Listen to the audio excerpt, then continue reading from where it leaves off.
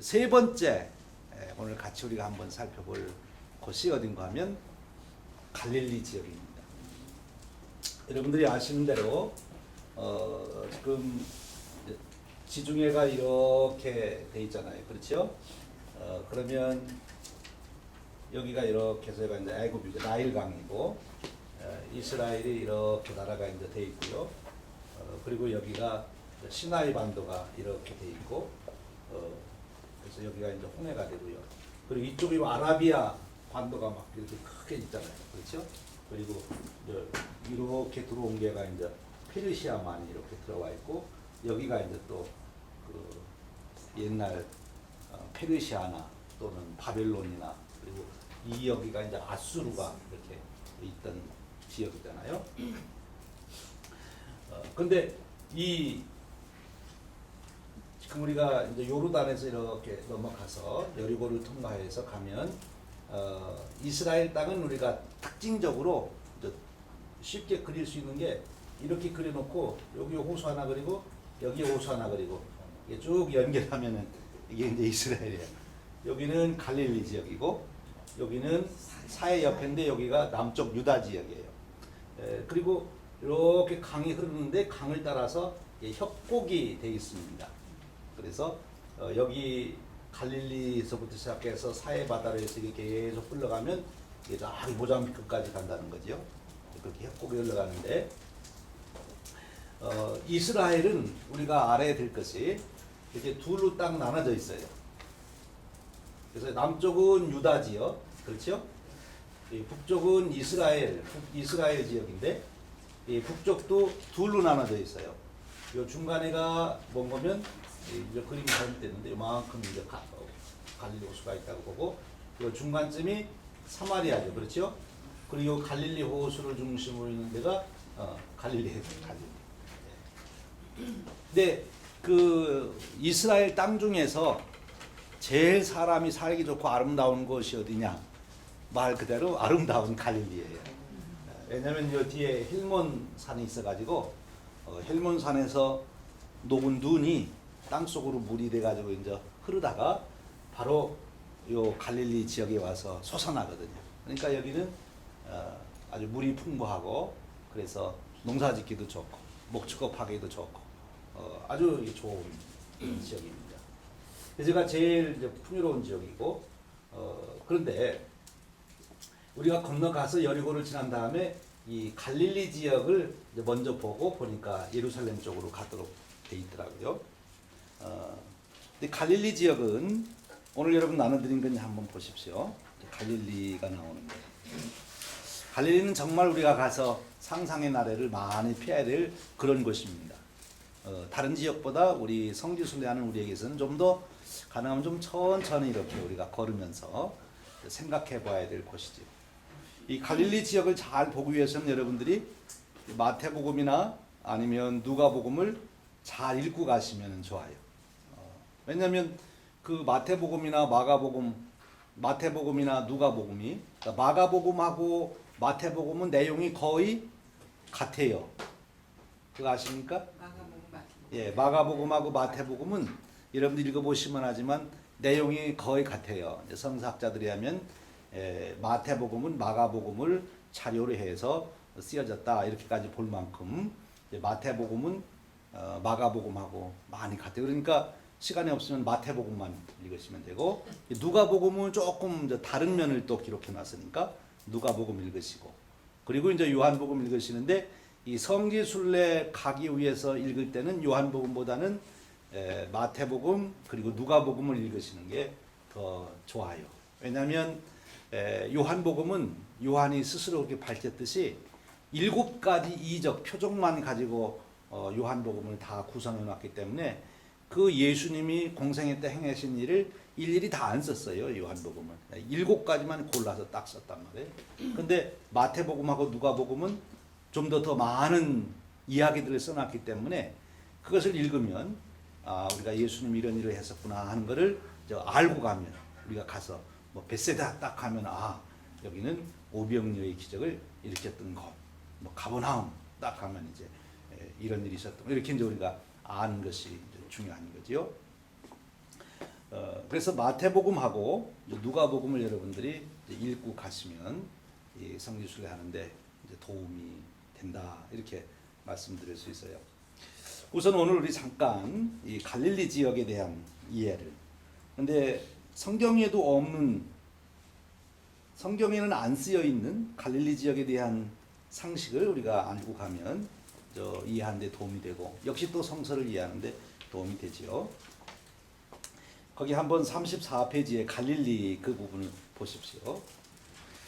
갈릴리는 이스라엘 북부 지역으로 갈릴리 호수를 끼고 있는 비옥한 산지입니다. 갈릴리 지역은 이스라엘의 가나안 정복 후 납달리 지파에게 주어졌습니다. 그러나 가나안 족속들이 많이 남아 있었고 이방 지역과 인접하여 많은 침략을 받았기에 신약에서는 이방의 갈릴리라고까지 기록되어 있습니다. 마태복음 4장 15절에 그렇게 표현되어 있거든요. 이러한 배경 때문에 정통 유대인들로부터 무시당하기 일쑤였습니다. 예수님이 뭐 놀라운 기적과 표적을 행하니까 사람들이 뭐라고 그랬죠? 나사렛에서 무슨 뭐 선한 것이 나오겠냐 이렇게 얘기하는 거예요. 그러니까 이쪽 남쪽 예루살렘 중심으로 있던 사람들은 북쪽 갈릴리 쪽에서 오는 사람들을 좀 무시한 거예요. 시골이니까 예루살렘 중심으로 있던 사람들이 더 왕족을 중심으로 귀족들이고, 원래 지금 이 둘로 나눠질 때 남쪽은 유다 중심으로 해서 다윗 지파, 유다 지파가 중심이 돼서 나라가 잘 됐고, 북쪽은 반대했던 열 지파가 가서 이제 됐잖아요. 그런데 말씀드린 대로 지금 갈릴리 지역은 다른 민족하고 접촉이 많았어요. 침략도 많이 받고, 제일 먼저 아수르가 쳐들어오려면 여기부터 쳐들어와야 되니까, 바벨론이 올려도 여기부터 와야 되고, 그러니까 그렇게 많은 침략을 당하다 보면 어떻게 될까요? 그 지역에 우리가 뭐 요즘에서도 우리가 볼 수 있듯이 많은 혼혈도 생기고, 그리고 사람들이 털을 잡고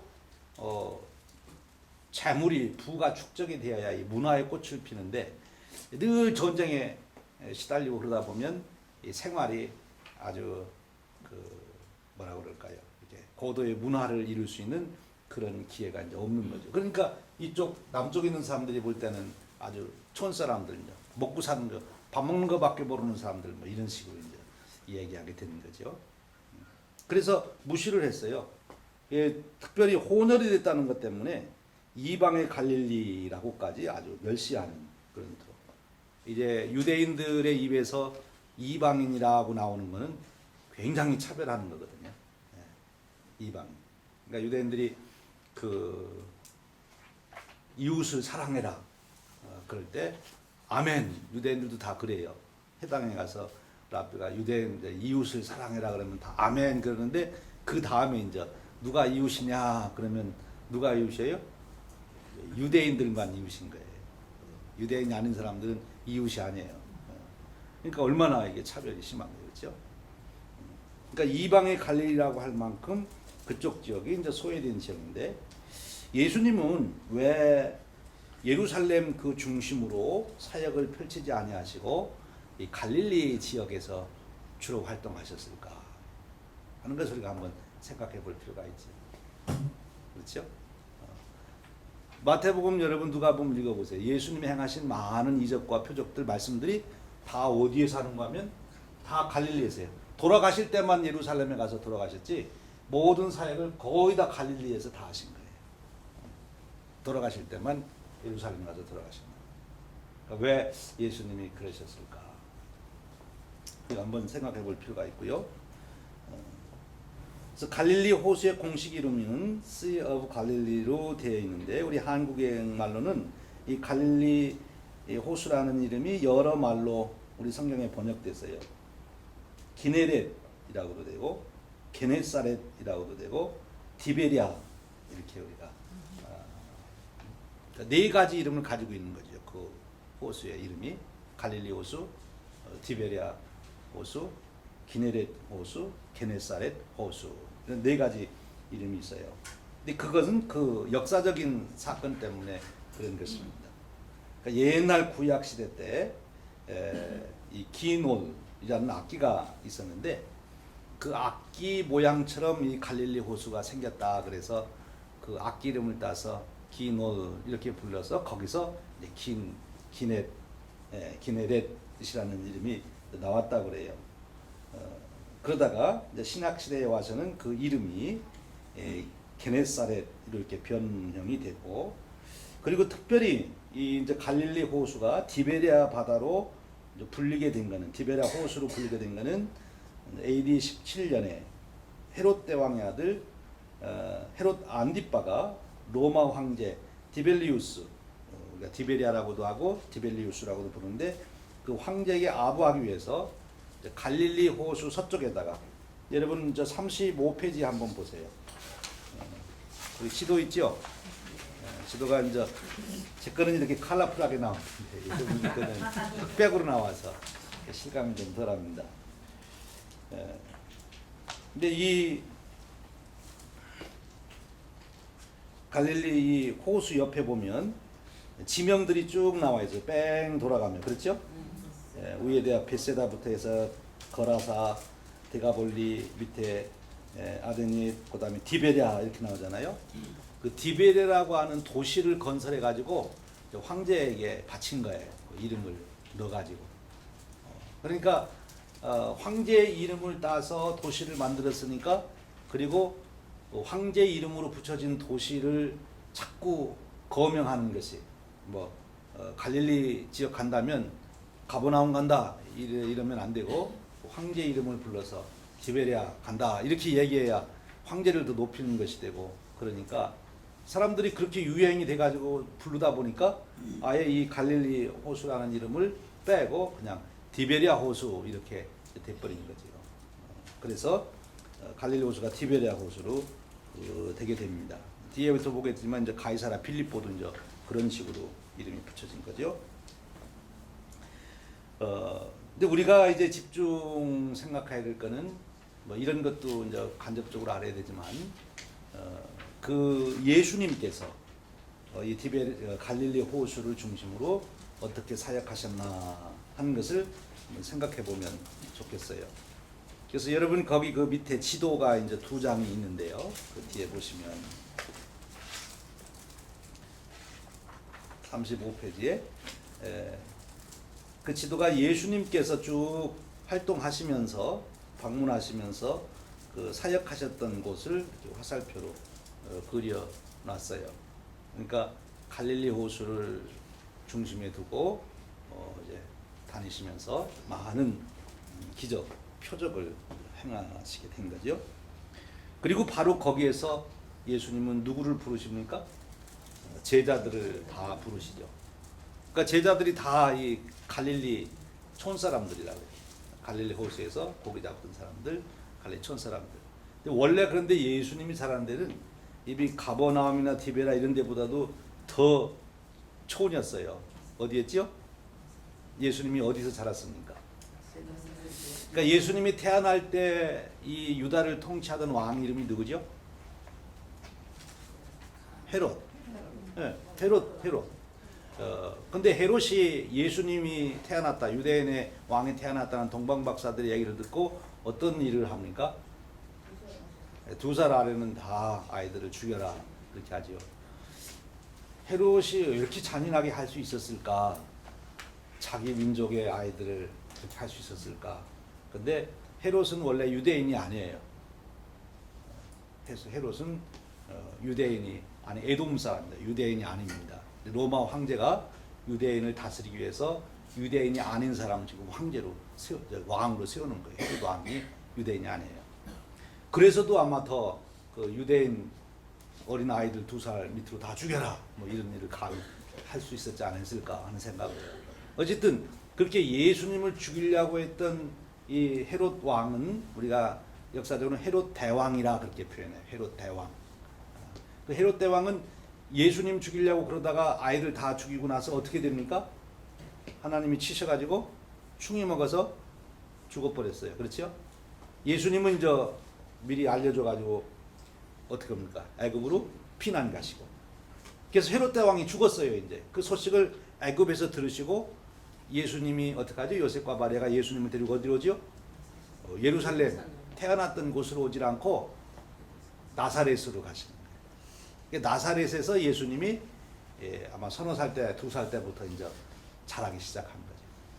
그래서 예수님이 어린 시절을 나사렛에서 큽니다. 그리고 나서 그분이 예루살렘 왔다가 6월절에 예루살렘에 왔다가 부모들하고요 뭐 에피소드가 있잖아요. 부모들이 집에 가는데 보니까 애가 없잖아요. 그래가지고 다시 부랴부랴 예루살렘을 가봤더니 거기서 이 예수가 그 당시에 율법 교사들하고 토론을 벌이는데 이게 보통 아니란 말이에요. 그런 에피소드가 있잖아요. 그래서 예수님이 이제 나사렛에 살아다가 공생애가 될 때, 공생애가 언제 시작합니까? 성경을 읽어보면 세례 요한이 이제 잡혀가서 죽게 될 때. 그러면 그 예수님을 죽이려고 했던 헤롯, 그리고 세례 요한을 죽인 헤롯 같아요, 틀려요? 틀려요. 예수님을 죽이려 했던 헤롯 대왕은 이미 죽었고 그 헤롯 대왕이 세 아들이 있어요. 세 아들. 그래서 헤롯 필립, 헤롯 안디바스 이렇게 헤롯 세 아들이 있는데 그 세 아들 중에 하나에게 이제 세례 요한이 죽는 거죠. 그 세 아들이 이 유대 나라를 분할해서 통치했어요. 유다를 중심으로 한 아들이 통치하고 갈릴리를 중심으로 통치하고 또 하나가 이쪽을 이렇게 중심으로 해서 동쪽을 중심으로 해서 세 아들이 땅을 분할해서 통치했다고요. 그러니까 예수님이 이제 애굽에서 나와서 이 갈릴리 옆에 나사렛에서 살 때 다른 그 헤롯 필립이 통치하던 그게 잘하는 거죠. 어쨌든 그래서 그 예수님이 이제 공생애가 시작될 때가 언제냐 하면 세례 요한이 잡혀갔다 하는 얘기를 듣고 그분이 이제 갈릴리로 가셔서 여기서부터 본격적으로 이제 공생애를 시작하는 거지요. 뒤에 이제 나옵니다만 예수님이 공생애 시작하면서 제일 먼저 한 그 이적이 뭐였죠? 가나에 가셔서 혼인잔치에서 물을 포도주로 만드는 사건이죠. 예. 그래서 이 갈릴리는 예수님이 아주 많은 이적을 일으킨 그런 지역입니다. 또 예수님이 설교를 또 하신 데죠. 예수님이 설교 중에 제일 유명한 설교가 뭡니까? 예, 마태복음 5장부터 나오는 산상 설교. 예수님이 산상 설교. 여러분들이 이번에 가셔서 예수님이 산상 설교한 거기에 가셔서 예수님이 이렇게 설교하실 거다 이렇게 하고 한번 듣는 거지요. 어느 분이 가서 거기서 설교하시면 되겠다. 제가요. 예. 제가 마태복음 5장부터 쭉 읽으면 여러분이 듣고 제 목소리를 예수님 목소리로 이렇게 상상하고 들으시고. 예. 그래서 그 아주 예수님의 많은 정이 담겨 있는 것이 갈릴리 지역인데 우리가 가서 여유가 있을지 모르겠어요. 저는 이런 데는 좀 가서 여유 있게 우리가 좀 잔디밭에도 앉아서 예수님 생각도 좀 해보고 이렇게 하면서 쭉 이제 돌아봤으면 좋겠는데 배시대 가서 오병리어 기적처럼 우리도 한번 대난대나 한번 해보고 배 타고 배는 탈 것 같아요 우리가. 예, 갈릴리에 들어가는 배도 타보고요. 참 거기 가서 우리가 이제 예수님 때 생각을 많이 해야 되는데 제가 다시 한번 말씀드리면 마태복음 안 읽고 가고 뒤에까지 읽을 필요는 없어요. 이제 갈릴리 사역할 때까지만. 예, 누가복음 읽고 가셔야지. 가서 앉아 있는데 예수님 생각 안 나고 그냥 꽃이 아름답다 이러면서 오면 이게 이제 우리가 그냥 여행하고 끝나는 거예요. 테마 여행이 안 돼. 예수님 생각하고 와야 되는데 예수님 생각 못 하고 그저 나비 날아다니는 거 보고 좋다 하고 갈릴리 호수 보고 아름답다. 그것도 뭐 좋긴 하겠죠. 그러나 우리는 이 마태복음 누가복음 읽고 가야 거기 가서 진짜 이제 그 느끼고 오는 거란 말이에요.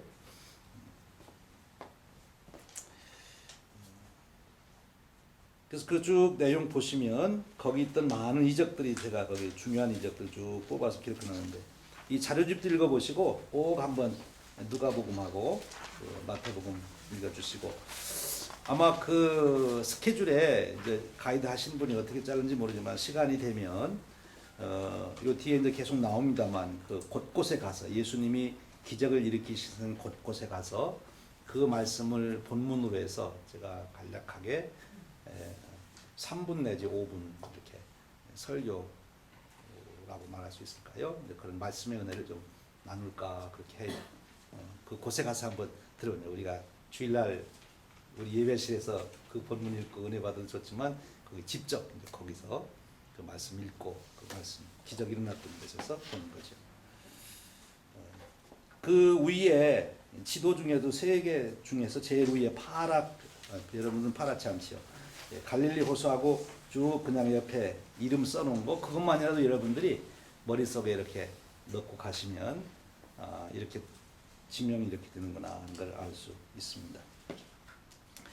이제 예수님이 그렇게 사역하신 곳에서 중요한 사건이 있었던 곳에 우리보다 더 열심히 있는 우리의 신앙의 선조들이 거기다가 교회당을 다 지어놨어요. 예수님이 그런 기적을 일으키셨다고 되는 곳을 찾아서 거기에다 옛날 분들이 교회당을 잘 지어놨습니다. 그래서 우리는 이제 그 교회당 가서 교회당을 잘 살펴보는데 여러분들이 가서 그냥 우리 교회 보듯이 우리 미국에 있는 교회 보듯이 그렇게 보시지 말고 거기 교회당들은 다 거기에 상징적인 모자이크나 그림이나 스테인그레스나 장식물 하나라도 다 그렇게 해놨기 때문에 여러분들이 그거 하나하나를 잘 감상하실 수 있어야 돼요. 예. 그래서 처음 가는 데가 가나 혼인잔치 교회를 우리가 가게 됩니다. 갈릴리 호수에 가서 가나 혼인잔치 교회. 나사렛을 떠나서 동북쪽으로 디베리아로 가는 길에 약 7km 정도 떨어진 곳에 가나라는 마을이 있습니다. 성경에서 가나는 예수님 공생의 초에 가나의 혼인잔치집에서 물로 포도주를 만든 첫 번째 이적을 일으킨 곳입니다. 가나 혼인잔치 교회를 우리가 방문하게 됩니다. 그리고 이 가나에서는 첫 번째 표적은 물로 포도주를 만드는 그런 일을 했었지만 또 하나의 이적은 왕의 신하의 아들을 고쳐주신 곳이기도 하고 여기는 또 제자 나다나엘의 고향이기도 합니다.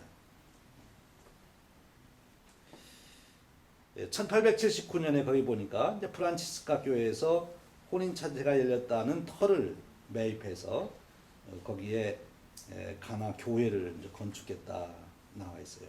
근데 원래는 더 옛날에 건축을 했는데 여러분 잘 아시는 대로 이슬람이 정복하기도 하고 여러 그런 전쟁의 사건이 있을 때마다 전에 지어놨던 교회당을 다 부셔가지고 이제 그 흔적만 남아 있지 그 옛날 중세 때 지었던 비잔틴 시대 지었던 그런 아름다웠던 그런 교회당들이 파괴가 됐어요. 이거는 지금 보니까 1879년, 1884년에 이제 그 교회당이 지어졌는데 지금 우리가 가서 보면 그거를 보게 됩니다. 예수님이 공생의 첫 시작에 왜 첫 기적으로 물로 포도주를 만드는 사건을 일으키셨을까 생각하며 본질적으로는 요한이 그 뜻을 밝히죠. 요한복음 20장에 가면 요한이 그렇게 말하잖아요. 예수님이 행하신 모든 것을 다 기록해 놓으려면 이 온 세상이라도 다 감당치 못할 거다.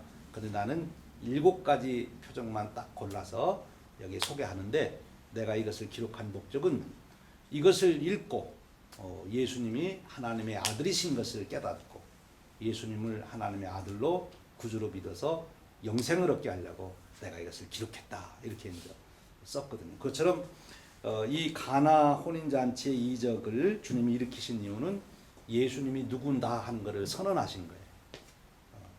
예수님이 말로써 내가 하나님의 아들이다 그런 것이 아니라 행동으로 보여주신 거죠.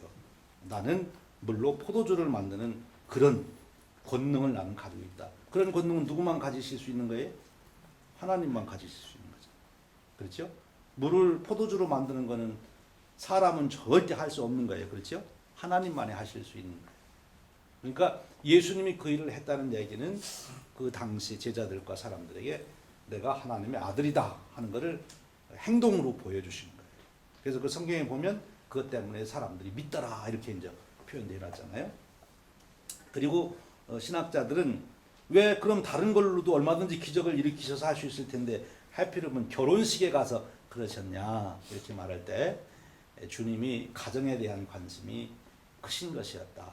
그래서 이 가정의 중요성을 주님이 보여주신 것이다. 그렇게 표현하게 돼요. 즉 하나님이 창조하신 우리 인간을 위하여 창조해 주신 우리 인간들이 평안을 누리고 기쁨을 누릴 수 있는 그곳이 가정인데, 가정이 정말 하나님의 은혜로 그런 축복된 변화를 받아야 되는데 타락한 이후에 가정들이 그 축복을 못 누리니까, 그래서 많은 분들이 이 가나 혼인잔치 기념 교회 가서 하는 일이 뭔 거면 기도를 많이 한대요. 어떤 기도 하겠어요? 예, 가정을 위해서. 여러분들도 가정 기도 제목을 가지고 가셔서 여기 가서 그 기도하는 거예요. 결혼하는 사람들은 좋은 가정 갖게 해달라고 기도하고, 이미 결혼한 분들은 우리 가정 행복하게 해달라고, 주님 축복해달라고 이제 기도하는 거죠. 근심이 될 혼인잔치에 가서 기쁨을 주셨으니까. 그래서 두 가지 그런 의미가 있습니다. 그런 기대를 가지고 가시는 거니까 여러분들이 이 가나 혼인잔치 교회 갈 때 가서 교회당 이쁘다 그러고만 나오면 안 되고, 여러분 가정을 위해서 꼭 기도하실 수 있으셔야 돼요. 이왕 우리가 가정을 위해서 기도할 때 거기 가셔서 여러분 자신 또 여러분 자녀들 가정을 위해서, 후손들의 가정을 위해서 주님 우리 저와 우리 후손들을 축복해 주셔서 가정의 기쁨과 그 평안이 늘 떠나지 않게 해주십시오. 얼마나 좋은 기대, 그렇죠? 이 기도 제목을 준비해서 가는 분은 이제 좋은 성지순례가 되는 거고, 그런 거 없이 덜렁덜렁 가면 이제 안 되는 거죠. 그 다음에 우리가 가는 데가 나사렛 수태고지 교회라고 하는 겁니다. 수태고지라는 게 뭡니까? 마리아에게 천사가 나타나서 내가 이제 아들을 낳을 것이다 이렇게 알려준 것을 말하는 거지요. 이 나사렛이라는 말 뜻이 망루 초소라는 뜻이랍니다. 근데 갈릴리 호수 남쪽에 있는 성읍이고요.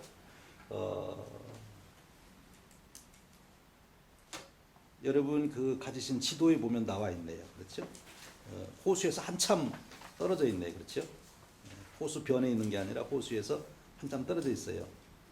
그러니까 나사렛 동네는 잘 사는 사람이 있겠어요? 없겠어요? 없죠. 그래도 갈릴리 지역에서 잘 사는 사람은 다 어디에 모여 있겠어요? 뷰가 좋은 호수변에 다 좋은 집 짓고 있었겠지. 그렇죠? 농사도가 잘 되고 그러니까 호수변이니까 얼마나 물이 풍부하고 좋습니다. 그런데 거기에 이제 못 가는 사람들은 이 변방으로 이제 변두리 이 나사렛에 사는데, 그러니까 요셉이 굉장히 이제 가난했다고 볼 수 있어요. 그렇죠? 가난했어요. 목수로서 이제 사는. 예수님이 이 땅에 태어나실 때 마리아에게도 현몽에서 가르쳐 주시고, 또 누구에게 가르쳐 줍니까? 마리아 말고 요셉이죠. 그렇죠. 요셉에게 가르쳤는데, 마리아도 그 얘기를 들으면서 이제 깜짝 놀랐지만, 여성들은 이제 이 여성들 나름대로 이해하실 수 있겠죠. 내가 아직 결혼도 안 했는데 나보고 애 낳는다고 그러면은 이거 어떻게 되나, 약혼하고 있는데 말이에요. 근데 또 남자들 입장에서 보면은 자기가 결혼하려고 정원한 약혼녀가 애를 가졌다 이렇게 하면은 그 마음이 어떻겠어요. 근데 천사가 나타나서 그렇게 이제 현몽을 압니다. 걱정하지 말아라. 이것은 성령으로 잉태된 것이다. 그래서 거기에 순종하는 거지요. 참 믿기 어려운 것인데 믿은 거예요. 수태고지 교회가 거기에 있습니다. 굉장히 중요한 의미가 있는 곳이기 때문에 거기에 교회당이 여러 번 지어졌는데 계속 파괴가 됐어요. 여기 보니까 주 5세기에 첫 교회가 그곳에 지어졌는데 페르시아에 의해서 파괴되었다. 또 십자군이 다시 가가지고 세웠는데 이슬람들에 의해서 다시 또 파괴가 되었다. 17세기에 세 번째 교회가 건축되었고, 현재 교회는 이탈리아의 유명한 건축가 지오바니 무지오의 설계로 1969년에 봉헌된 5번째 교회이다. 지오바니 무지오라는 분은 참 잘 모르지만 굉장히 유명한 건축 설계가랍니다. 그분이 설계해서 가서 보기 때문에 우리가 굉장히 좋은 작품을 가서 보시게 될 거예요. 시카고의 다운타운도 아주 좋은 빌딩들이 있지만 여기에 가서 좋은 교회당, 아주 유명한 건축가가 디자인해서 이 교회당을 보게 될 겁니다. 전에 처음에 말씀드린 것 같은데 이 성지순례를 이 붐이 일어나게 된 그 하나의 사건이 있었다고 그랬죠. 그것이 바로 그 콘스탄틴 대제의 어머니가 헬레나가 그 이제 자기 아들이 황제가 된 다음에 그 황제의 목으로서 그 권력을 가지고 뭘 할까 하다가 내가 예수님이 있는 데를 가서 흔적을 찾고 그 예수님이 계셨던 그곳을 봐야 되겠다. 그래서 그 콘스탄틴 대제가 지원해 주니까 예루살렘에 가서 그때부터 이제 그 발굴 작업을 하고 또 이런 의미가 있는 곳에 교회당을 세우는 그런 일들이 있고 또 황제 모후가 그렇게 하니까 다른 귀족들도 따라서 다 황제는 그게 큰 교회당 짓지만 나는 또 다른 데서 조그만 거라도 지어야지 하고 다 따라서 이제 왜냐하면 그것이 하나의 부도자의 그러니까 신앙생활의 한 방식이었다 그렇게 볼 수 있어요. 신앙생활의 한 방식. 오늘 우리가 신앙생활하면서 우리의 신앙의 표현을 뭘로 합니까? 교회 열심히 나와서 예배드린다, 봉사하든지 헌금한다든지 하듯이 그 당시에는 성지순례를 해서 그리고 거기가 성물을 찾아내고 또는 거기 가서 이렇게 교회당을 짓고 그런 것이 하나님께 내가 충성하는 것이다 이런 생각을 갖게 된 거죠. 어떤 분들은 그걸 이제 굉장히 비판하기도 하죠. 뭐 건물 짓는 게 뭐 이렇게 신앙에 중요한 거냐 그럴 수도 있지만 어찌 보면 이 전도하는 일에서 굉장히 중요하다고 볼 수 있어요. 그러니까 우리가 어떤 사상을 전달하는데 행동이나 말로써 설명할 수도 있지만 그림이나 음악이나 이런 거를 통해서 그 하나를 예술품을 만들어 놓으면 두고두고 오는 사람들한테 새로운 영감을 불러일으키고 사상을 전달하는 게 되잖아요. 그러니까 이 성지의 이런 교회당들을 보면서 아마 저도 그럴 것이고 여러분들도 그럴 것이고 가서 예수님의 은혜를 더 이렇게 느낄 수 있는 그런 하나의 도구가 될 거예요. 그러니까 아무런 가치가 없는 게 아니고 그걸 뭐 가치 없다고 생각하는 사람은 가치 없겠죠. 그러나 그것을 보고 예수님이 행하신 이적이나 그를 통해서 예수님이 이루셨던 그런 뜻을 더 잘 깨닫게 된다면 그분들은 굉장히 귀한 일을 하는 거예요. 목사가 설교한 것보다도 훨씬 더 훌륭한 메시지를 전하게 된 거죠. 오고 오는 모든 사람에게 그런 감흥을 주고 영감을 줄 수 있다면 굉장히 잘한 거죠. 우리가 나사렛 그 수태고지 교회에 가서 보게 될 겁니다.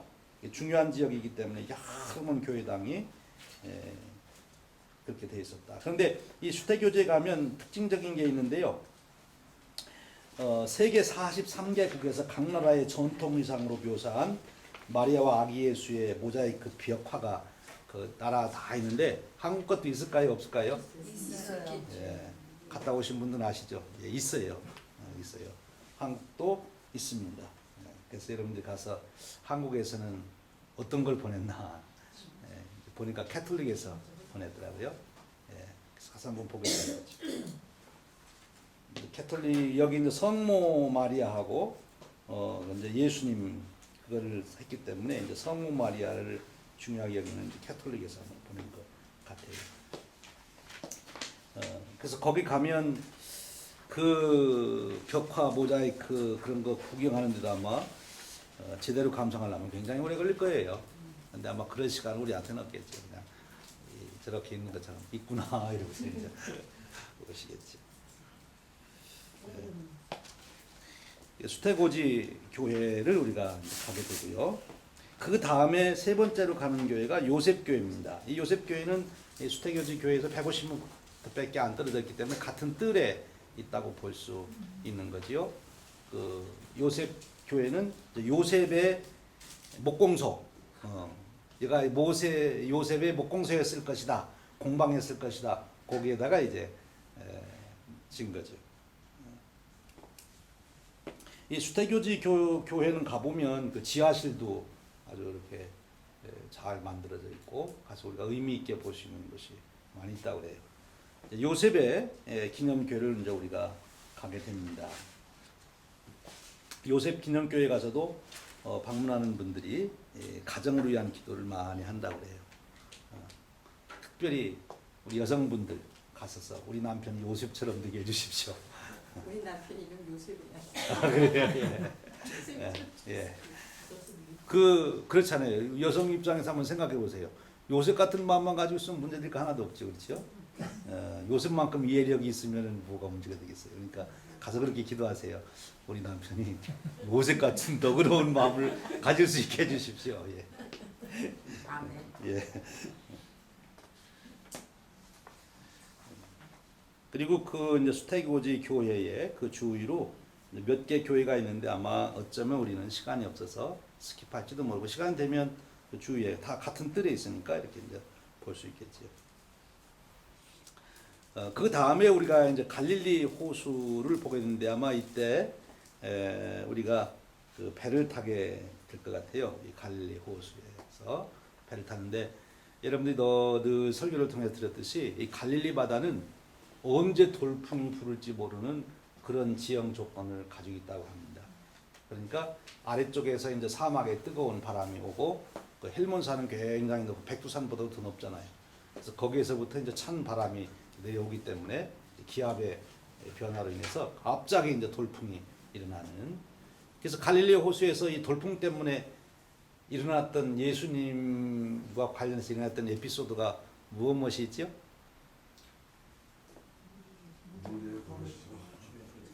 예, 물 위로 걸어오시던 예수님, 또 광풍이 일어나가지고 예수님 없을 때 이제 예수님이 고문에서 주무실 때 이제 우리 살려달라고 깨우던 그 일하고 또 제자들만 가는데 예수님이 물 위로 걸어와가지고 베드로가 이제 까불다가 이제 물이 빠져가지고 살려달라고 그래서 예수님 살려준 일. 우리도 이제 배 타고 혹시 광풍이 불면 이제 갈릴리 호수 하면 우리가 좋은 도시, 이름을 기억하는 도시로 가버나움을 기억하게 되죠. 왜냐하면 가버나움은 굉장히 축복받은 도시였어요. 원래 왜? 예수님이 정말 많은 기사 표적을 행하시고 말씀도 많이 증가하시는 곳이거든요. 그런데 이제 나중에 보면 이 가버나움이 참 안 좋은 그런 지역이 되는 거죠. 그렇게 많은 것을 보면서도 그 은혜를 다 누리지 못하게 되는 그런 도시가 됩니다. 가버나움 한번 보십시오. 가버나움 그 지도를 한번 보세요. 어디쯤에 있습니까? 가버나움이 북쪽, 이제 앞으로 보는 데가 북쪽이에요. 북쪽에서 약간 서쪽에 가버나움 이렇게 돼 있죠. 이 가버나움은 이제 신약 성경에만 언급되어 있는데 로마 군대의 주둔지였다고 합니다. 세관이 있었고, 그러니까 상업적으로 이렇게 번성했던 그런 도시라고 볼 수 있겠지요. 다메섹으로 가는 통로가 됐기 때문에 아주 요충지였다 이렇게 볼 수 있고요. 그러니까 군대도 있고 세금도 걷는 세관이 있었겠지요. 어촌이었지만 상업이 번성했던 그런 곳이었다 이렇게 하고요. 그리고 거기에 헤롯 필립의 그리고 헤롯 안티파스 둘이 다 그 헤롯 대왕의 아들들이죠. 헤롯 안티파스하고 헤롯 필립이 둘 다 헤롯 대왕의 아들인데 둘이 싸우게 되는 거죠. 그렇죠? 형제끼리도 땅 싸움을 해야죠. 그렇죠? 예, 땅 싸움을 했어요. 그래서 이 도시가 그것 때문에 많이 소란했다. 그렇게 볼 수 있겠죠. 예수님은 광야 시험 후 세례 요한이 잡힌 소식을 들으시고 공생애를 시작하면서 나사렛을 떠나 이곳을 사역 중심지로 삼으셨습니다. 가버나움이 아주 예수님의 본거지가 된 거예요. 그래서 마태복음 9장 1절에 보면 예수님의 본동네라고 이렇게 언급할 정도로 그랬어요. 이 가버나움하고 고라신이라고 하는 도시하고 벳세대, 오병이역이 일어나는 그 벳세대, 예수님이 아주 굉장히 큰 사역을 일으킨 곳이지요. 그리고 이 가버나움에서 베드로, 안드레, 야고보, 요한, 마태 등 5 제자를 부르셨습니다. 그러니까 예수님의 12 제자 중에 5명이나 되는 제자가 이 가버나움에서 났으니까 가버나움은 정말 우리 한국식으로 표현하면 5 용이 승천하는 곳 아닙니까? 예, 정말 큰 인물들 베드로, 요한, 야고보 다 이런 이름이 지금 2000년이 지난 우리 한국 사람들도 이 이름을 기억하고 있습니다. 우리 옛날 고려 때부터 고구려 때부터 우리 조선 때까지 왕들 이름 다 아십니까?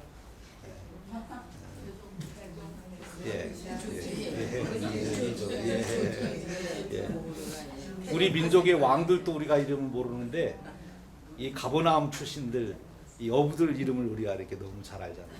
그러니까 얼마나 출세했습니다, 그렇죠? 유명해졌습니다. 예수님 제자가 돼서 그런 거죠. 아주 그런 인물을 이렇게 낸 곳이 가버나움입니다. 그리고 여기가 이제 베드로의 집이었었기 때문에 베드로 장모가 열병에 앓았을 때 주님께서 가셔서 고쳐주시고 백부장 하인도 고쳐주시고 왜 지붕 뚫고 친구들이 중풍병자 내려놔가지고 주님이 칭찬하시고 고쳐주었던 그런 역사가 있던 것도 가버나움이고요.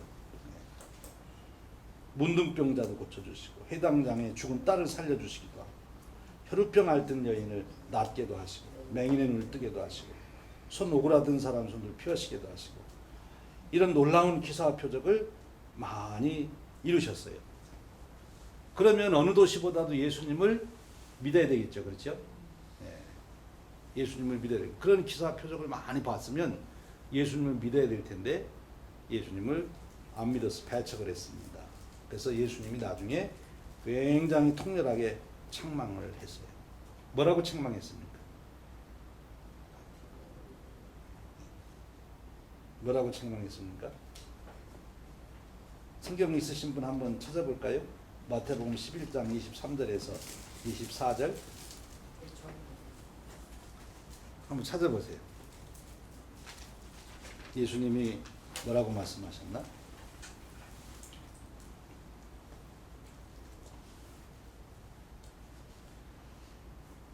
여러분 생각은 어떻습니까? 지금 예수님이 나타나셔가지고 암병 환자들을 막 즉각 고쳐주시고 예수님이 오셔서 물 위로 걸어가시고 11장 23절 24절 그런 막 기적을 행하시면 금방 다 믿을 것 같죠? 네, 뭐라고 나와 있습니까? 예. 공부에까지 낮아지리라. 예. 내게 향한 모든 권능을 소돔에서 행하였더라면 그 성이 오늘까지 있었으리라. 예. 내가 너에게 이르노니 심판날에 소돔 땅이 너보다 견디기 쉬우리라 하시니라. 예. 얼마나 무서운 말씀입니다, 그렇죠? 예수님이 행하신 기적을 그 악했던 소돔에 가서 했으면 소돔 사람들이 다 회개하고 믿었을 텐데 너희들은 내가 그렇게 기적을 행하고 말씀을 전했는데도 안 믿느냐. 그래서 이제 어떻게 됐어요? 가버나움이 없어졌어요. 가버나움은 망해서 흔적이 지금 없습니다. 가버나움은 그래서 없어졌죠. 파괴되고 잊혀진 지 오래가 되었다. 그렇게 됐어요. 참 무서운 얘기입니다. 이제 우리가 가서 그런 면도 한번 살펴보는 거죠. 지금의 가버나움은 호숫가 종려나무들 속에 유다 해당의 유적들과 베드로의 집터 위에 세워졌다는 베드로 기념교회 그리고 각종 유물들을 만날 수 있습니다. 유다 해당은 3세기에서 5세기경에 세워진 백색 석회암 바실리카식 해당 시나고그가 있다 이렇게 얘기가 됐고요. 기둥과 벽의 밑쪽에 검은색 부분이 예수님 시대의 것이라 이렇게 판단이 된다고 그래요. 대리석인데 이제 검은색 부분이라는 게 예수님 시대에 그런 대리석이 있었다는 거죠. 그래서 거기서 많은 유적들을 우리가 보면서 이 가버나움이 그렇게 축복된 은혜를 받았으면서도 그것을 받아들이지 못했을 때 어떤 결과가 왔나 하는 것들을 우리 한번 이제 보게 됩니다. 그 다음에 우리가 여기서 한 가지 더 좀 생각해 보시면 있어요. 그 마지막 이제 제가 센텐스에 그런 얘기를 썼는데요. 가버나움은 유적들이 많이 발굴되어 성경의 기록들이 많이 확인된 성지 중에 하나이다 그랬는데요. 가버나움이 그저 옛날 유적이나 나오는 그런 도시가 아니고 사실은 세상을 변화시키는 역사를 이루는 그런 도시가 되었어야 되죠. 그렇죠? 저는 그래서 우리 교회도 생각하는 거예요. 우리 교회가 94년 동안 하나님의 은혜를 입었으면 정말 더 하나님의 은혜를 드러내는 그런 교회가 돼야 되는데 그냥 박물관처럼 옛날 것이나 자꾸 얘기하는 그런 교회가 되면 어찌나 이런 생각을 해보는 겁니다. 옛날 얘기보다도 더 중요한 것은 오늘 얘기가 더 중요한 거죠. 내가 어찌해야 되나? 역사의 교훈을 우리가 한번 되새겨 볼 수 있는 장소입니다. 그 다음에 이제 우리가 방문하는 교회가 수익권 교회입니다. 수익권 교회. 이 수익권 교회라고 하는 것은 뭔가면 베드로가 이제 예수님 십자가를 질 때 어떻게 합니까? 이제 부인하잖아요, 3번.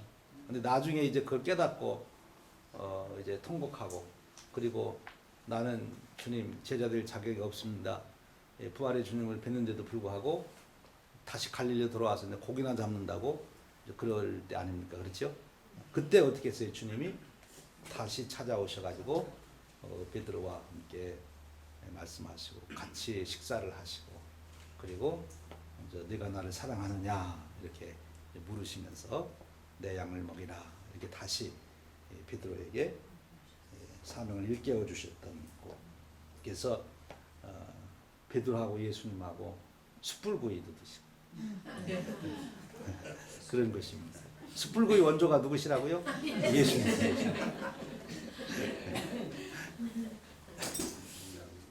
그래서 베드로하고 예수님하고 숯불구이 드시고 그리고 이제 베드로가 다시 주님께 충성을 맹세하고 그랬던 곳이지요. 그래서 일명 주님의 식탁교회라 그렇게 부르기도 한대요. 주님의 식탁교회. 그래서 그 수익권 교회, 그 이 베드로가 이제 그렇게 예수님과 다시 사랑 회복된, 그래서 이제 사도로서의 길을 갈 수 있었던 그곳을 우리가 방문하면서 그 예수님과 베드로의 만남 속에서 우리 또한 예수님을 만나는 그런 은혜를 우리가 생각해 보는 것입니다. 그 거기에 뭐 돌계단이 있는데 그 돌계단은 이제 예수님이 앉으셔가지고 얘기하시고 제자들이 거기서 들었다 해서 그런 전설이 내려오는 돌계단도 있습니다. 그 다음 우리가 보는 것이 오병이어 교회입니다. 벳세대로 가는 거죠. 가버나움에서 삥 돌아서 이제 벳세대로 가는 겁니다. 그러니까 아마 우리가 이 갈릴리 호수에 가서 배를 타는 게 디베리아 그 도시 옆에서 배를 타고 가버나움으로 우리가 가는 건가 그렇게 생각돼요. 그렇죠? 그리고 가버나움에서 또 이제 차 타고 이렇게 벳세다. 이 갈릴리 호수 크기가 이 삥 둘레가 어느 정도 되는 거면 50km 정도 된대요. 한 바퀴 도는데 50km 그런 정도의 호수입니다. 50km면은 125리네요, 그렇죠? 우리가 열심히 걸으면 하루 온종일 걸으면 걸을 수 있는 뺑 도는데. 그 다음에 우리가 오병이어 교회로 가게 되는데요. 이 팔복교에서 갈릴리 호숫가로 내려가면 그랬는데 팔복교회를 먼저 갈 것 같아요. 그런데 제가 이제 순서를 오병이어 교회를 먼저 넣은 거는 우리 그 여행 가이드에 보면은 오병이어 교회를 간 다음에 반대로 팔복교회로 가도록 돼 있어요. 근데 모르겠어요. 이제 우리 일정이 팔복교회부터 갈는지 아니면 오병리어 교회부터 먼저 갈는지 뭐 상관이 없겠죠. 근데 이제 가이드하는 분이 더 우리를 편하게 인도하시겠죠.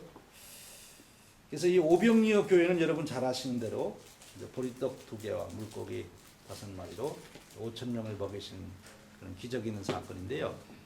예수님이 일으킨 기적 중에 마태, 마가, 누가, 요한복음의 4복음서에 다 들어있는 기적이 이 오병리의 기적이에요. 그렇다면 예수님의 행적과 말씀과 기사를 적던 예수님의 제자들 복음서의 기자들이 자기 나름대로 취사 선택해서 넣었거든요. 요한은 자기는 7개만 골랐다 이렇게 이제 표현한 것처럼 다른 마태복음의 기자도 마찬가지예요. 자기가 예수님을 하나님의 아들로 증언하는데 꼭 필요하다고 생각되는 것만 골라서 거기다가 넣은 거거든요. 그런데 다른 것들은 어떤 거는 요한복음이 있는데 어떤 거는 마태복음이 없고 어떤 거는 마태복음이 있는데 누가복음이 없고 이럴 수 있는데 예를 들어서 성만찬이 마태복음에는 있는데 요한복음에는 있어요 없어요?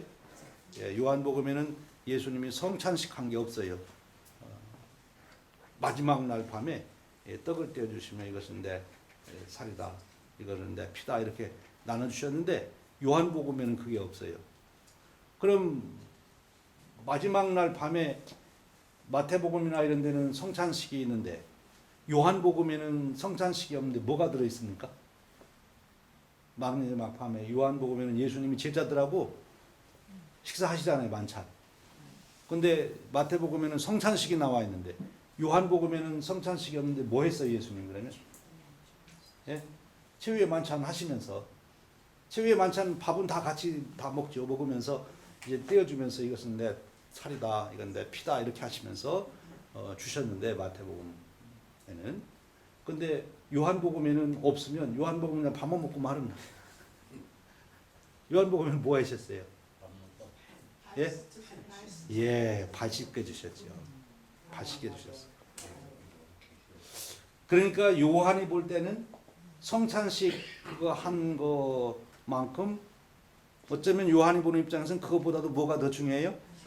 발 씻겨 준 거. 예수님이 발 씻겨 준 게 더 중요하다고 생각하십니다. 마태복음의 기자는 발 씻겨 준 것보다는 이건 내 살이다, 피다 이렇게 나눠준 게 더 중요하다고 보고. 그러니까 그 만찬에서 있었던 일 중에 바로 그 발 씻겨 준 일을 요한은 썼거든요. 그러니까 굉장히 중요한 의미가 있겠죠. 성찬식과 버금가는 그런 중요한 의미가 있을 거란 말이에요. 그런데 이 오병리의 기적은 마태마가 누가 요한복음이 다 기록하고 있어요. 그러니까 다른 기적은 다 잊어버려도 이것만큼은 잊어버리지 말아라. 그런 의미가 있을 수 있겠죠. 그렇죠?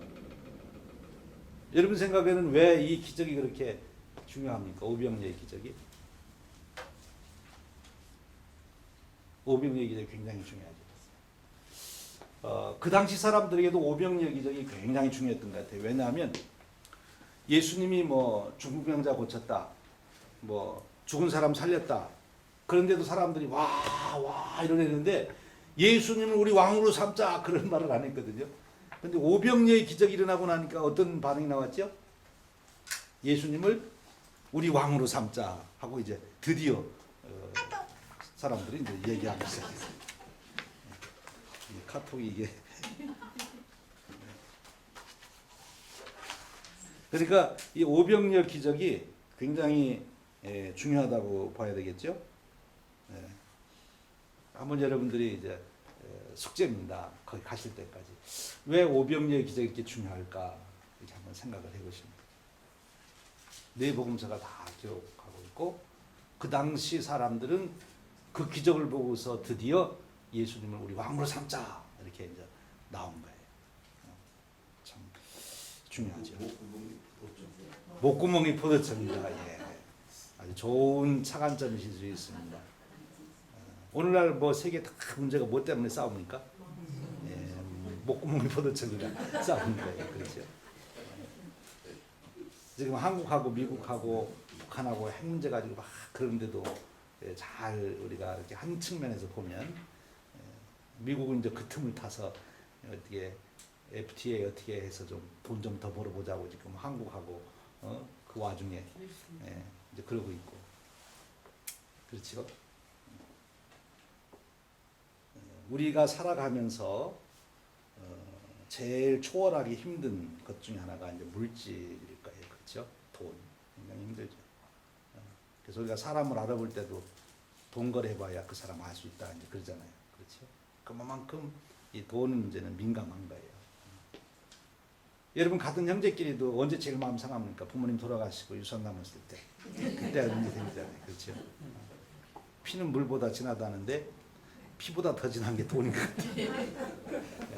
그러니까 예수님도 이 오병이어의 기적을 통해서 이루신 그 의미를 우리가 아마 깊이 생각해 볼 수 있는 그런 장소입니다.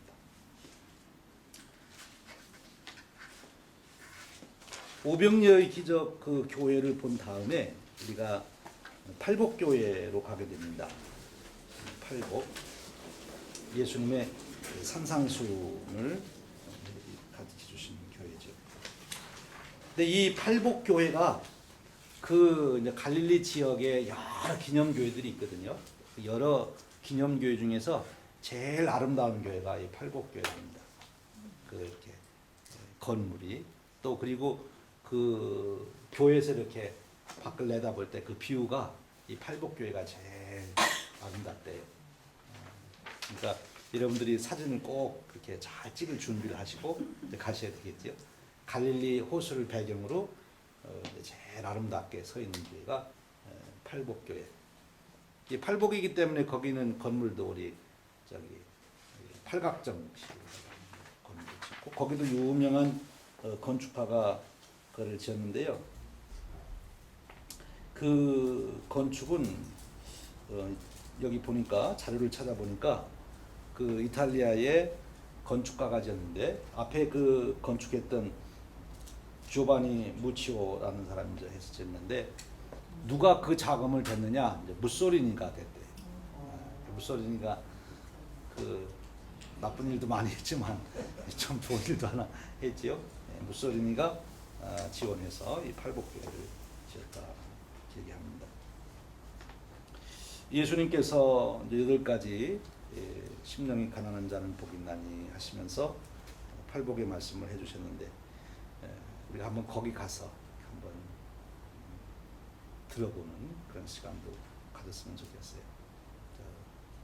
저도 이제 말씀을 시간 되면 잠깐 하겠지만 여러분 한 사람 한 사람이 이 팔복을 거기서 큰 소리로 한번 읽어보는 거예요. 그런 사람이 듣고 전에 제가 어느 글을 읽을 때는 그 당시는 마이크가 없었잖아요. 근데 어떻게 이렇게 수많은 사람들이 모여서 예수님의 설교 말씀을 들을 수 있을까? 그렇죠? 집중이 안 되고 그럴 텐데 그 야외에서 말이에요. 근데 그 당시 제가 글을 읽을 때는 그 이 산상수훈을 말씀하신 이 팔복교회가 있는 그곳이 이렇게 서서 이야기하면 모든 사람이 들을 수 있도록 그게 잘 돼 있다고 그래요. 이번에 가서 확인 좀 해보려고 그래요. 그게 맞나 틀리나. 그리고 또 이제 어느 분은 예수님 목소리가 굉장히 좋으셨다. 그래서 그 많은 사람들이 다 이렇게 들을 수 있었다. 이렇게 얘기를 하고요. 팔복교회에 가서 우리가 갈릴리 호수도 보고 그리고 또 그런 의미도 생각하고 그런 시간 가질 수 있습니다. 배 타는 얘기는 이제 그 다음 나오네요. 여기 보니까 거기 끝나고 배를 타네요. 그 팔복교회에서 배를 타고 이쪽으로 오는가 보네요. 배를 타고 선상기도회를 갖는다. 그래서 배 타고 우리가 기도할 때 어떻게 기도해야 될까 지금 생각을 해봅니다. 베드로하고 그 제자들이 했던 대로 예수님 고물에 계시고 풍랑은 일어나고 예수님을 깨울 때 어떻게 깨웠을까? 자, 그런 자세로 한번 우리 기도해 봅시다. 이렇게 한번 해보면 나올 것 같죠? 또 한편으로는 자 예수님 물 위로 걸어오시는데 유령이 지금 옵니다. 자 이 상황에서 어떻게 기도할래요? 그러면 이제 기도의 모습이 나올 수 있겠죠. 한번 해보시면 좋겠고요. 그 다음에 이제 갈릴리 지역에서 마지막 갈릴리 호수도 마지막으로 하는 데가 바니아스, 가이사라 빌립보예요. 요즘에는 바니아스라고 이렇게 부른다고 해요. 지금은 가이사라 빌립보라고 그렇게 하죠. 왜 빌립보가 바니아스가 됐나 그 내용을 거기에 설명해 놨어요. 이 가이사라 빌립보는 갈릴리 호수 북쪽 40km 지점에 떨어져 있답니다. 그러니까 제가 드린 지도에는 안 나와 있겠죠. 이제 갈릴리 호수를 벗어나서 이제 북쪽으로 헬몬산 그쪽으로 이제 우리가 올라가는 거예요. 헬몬산 밑으로. 근데 원래 이 지역은 예적부터 그 헬몬산이 우리 한국식으로 하면 백두산을 무슨 산이라고 그러죠 우리가? 보통 사람들이 말할 때 이제 그렇게 백두산, 뭐 장백산 이렇게도 부르지만 그렇게 아주 큰 산이 있으면 무슨 산이라고 그러죠? 태산, 큰 산이라고 그러고 의미를 부여할 때 영산이라고 그러죠. 영산, 영적인 거기에 신들이 살고 있다. 그렇잖아요. 뭔가 신령들이 살고 있고 말이에요. 그렇게 옛날 분들이 생각을 했는데 여기 사람들도 마찬가지예요. 헬몬산의 그 신비한 모습을 보면서 거기에 신들이 있다고 이제 생각하고 그랬던 거죠. 그래서 거기에 판네온이라는 그런 신들을 그들이 처음 부르게 됐는데 그 판네온은 목동들의 신이에요. 그러니까 헬몬산 밑에서부터 조금 올라가면 아주 그 초목지대가 나오기 때문에 선선한 바로 거기에 이제 목축업이 발달하니까 목동들이 살면서 자기들이 어떤 신을 섬기죠? 목동의 신을 섬겨야죠. 그 목동의 신이 펜이라고 하는 신입니다. 물론 거기서 이제 제우스 신도 섬기고 뭐 올림푸스 신 다 있는데 이 펜 신이 목축업을 잘하게 하도록 하는 신. 그래서 그 펜 신이죠. 거기 보니까 이제 펜 신은 염소뿔에 온 몸은 털투성이고 허리 아래로는 염소와 같은 모습을 가지고 있다. 뭐 이렇게 표현이 됩니다. 그런 신을 그들이 섬겼어요. 그런데 그 펜 신, 그 이름이 이제 판네온이었는데, 그래서 그 이름이 나중에 변형이 돼서 파니아스 이렇게 됐는데, 나중에 아랍 사람들이 거기를 점령하면서 이 피 발음이 안 나오는 거예요. 경상도 분들 계세요? 누가 경상도시죠? 경상도. 우리 김현숙은 광상도 아닙니까? 네. 쌀 한번 해보세요. 쌀. 잘하시네. 예. 제가 서울 태생입니다. 야, 그러시구나. 그러니까 쌀 하면 이게 경상도 분이 아니에요. 이게. 쌀을 못하고 살. 이 사람들도 피 발음을 못해서 그래서 판네온을 바네, 그래서 바니아스 이렇게 이름이 이제 바뀐 거죠. 그래서 지금은 이름이 이제 그렇게 바뀌었고요. 근데 거기 가이사라 빌립보라고 이름을 붙인 이유는 이 가이사라는 누굽니까? 시저를 말하는 거잖아요. 시저가 가이사인데 그 당시 헤롯 왕이 바로 그 도시를 받게 됐는데 가이사로부터 가이사에게 충성하기 위해서 거기에다가 그 도시를 가이사라는 이름을 붙인 거예요. 가이사. 그리고 가이사를 모시는 이제 신전을 세워놨겠죠. 그 당시 로마 사회에서는 황제를 신으로 받들도록 그렇게 했으니까 신으로 바꿔놨겠죠. 그런데 그 헤롯 대왕이 죽고 그 아들 빌립이 이제 그 지역을 다스렸다고 그랬잖아요. 그렇죠? 빌립이. 근데 빌립이 거기다가 자기 이름을 붙여버렸어요. 앞에다가. 황제 이름 뒤에다가. 그래서 가이사라 빌립보. 그래서 가이사라 빌립보가 된 거예요. 그래서 그 도시가 됐는데 그 도시는 우리 성경적으로 말하면 무엇으로 제일 유명합니까? 가이사라 빌립보는 예수님이 예루살렘으로 십자가를 지러 가시기 전 바로 갈릴리 사역을 다 종결하고 예루살렘으로 가셔야 되는데 예루살렘으로 가려면 요단강 타고서 이제 내려가야 되잖아요. 남쪽으로 유다로 내려가야 되는데 그리 안 가고 반대로 어디로 갔어요? 북쪽으로 이제 헬몬산 쪽으로 제자들을 데리고 올라가신 거예요. 그리고 거기 가셔서 이 가이사라 빌립보 도시가 딱 보이는데 가셔서 제자들에게 질문을 했죠. 무슨 질문을 했습니까? 세상 사람들이 나를 누구라고 하느냐 이렇게 물었어요. 그러니까 뭐 엘리야다 어쩌고 저쩌고 하니까 너희는 나를 누구라고 하느냐. 그랬더니 베드로가 주는 그리스도시요 살아계신 하나님의 아들이십니다. 그렇게 고백을 합니다. 근데 왜 예수님이 하필이면 가버나움에서도 그 고백을 받을 수 있고 뭐 디베라에서도 받을 수 있고 그런데 예루살렘 가다가도 받을 수 있는 왜 하필이면 가이사라 빌립보에 오셔가지고 하셨을까? 많은 성사학자들 그것은 이 가이사라 빌립보가 그 당시에 이 시저의 신상부터 시작해서 로마 황제의 그런 신상을 만들어 놓고 또 많은 신전이 있는 그곳에서 한번 비교해 보세요. 로마 황제하고 지금 예수님하고 비교가 됩니까? 참 예수님한테 예수님 어디 계십니까? 우리가 선생님으로 모시고 따라다니겠습니다. 그러니까 예수님이 제자한테 뭐라 그랬죠? 인자는 머리 둘 것도 없다. 집도 저도 없는 사람이 예수님.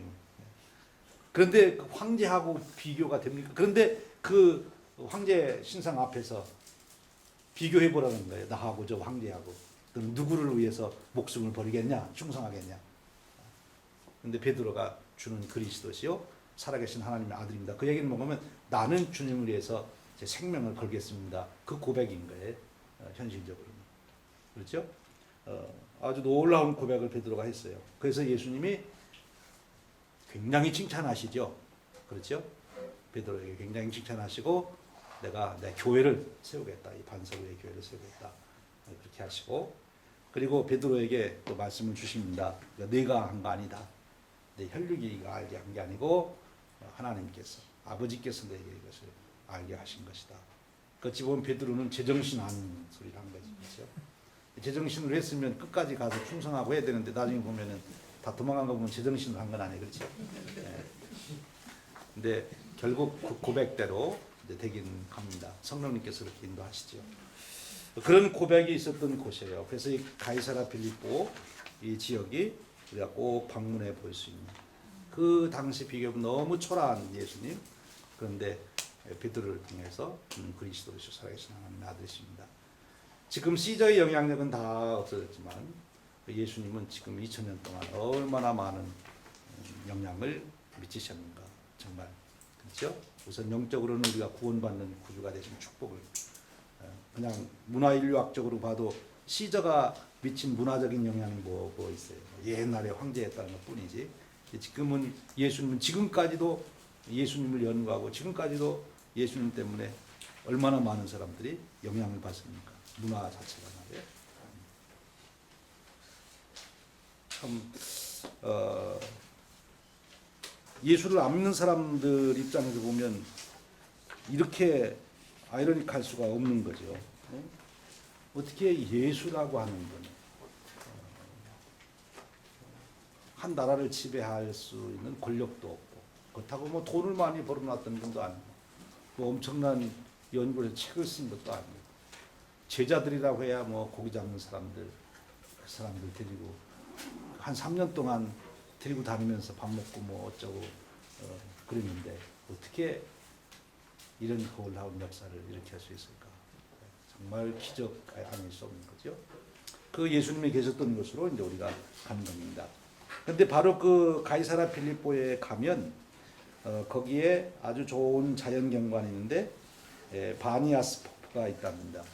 거기 갔다 온 분들이 여러분 폭포는 다 아름답죠. 구룡 폭포가도 아름답고 비룡 폭포가도 아름답고 용들이 다 있다 가면 다 아름다운데 여기 바니아스 이 폭포 이 바니아스도 결국 펜이라고 하는 옛날 자기네들 신이름을 붙인 거니까 우리 한국식으로 말하면 구룡 폭포가 된 거죠. 구룡. 굉장히 아름답대요. 이 폭포가 한번 가서 또 시원한 폭포를 볼 수 있겠습니다. 오늘 시간 꽤 많이 갔네요. 갈릴리 지역을 이렇게 해서 우리가 이제 보게 되는데요. 여러분 꼭 가셔가지고 마태복음 또 어디요? 누가복음 꼭 읽으시고 예수님께서 어떤 일들을 이루셨는가 이렇게 상상하며 가시고 기도 제목을 꼭 가지고 가셔야 돼요. 가나 혼인 잔치 그 교회만이 아니라 곳곳 예수님이 이적을 일으키시고 말씀하시던 곳곳에 가셔서 주님 그때 주님의 그 심령으로 저를 축복해 주십시오 하는 기도 제목을 우리 같이 가지고 가면 좋겠습니다. 네, 여러분 오늘 또 함께 해주셔서 감사합니다. 네, 마지막 끝날 때까지 우리 같이 동행하도록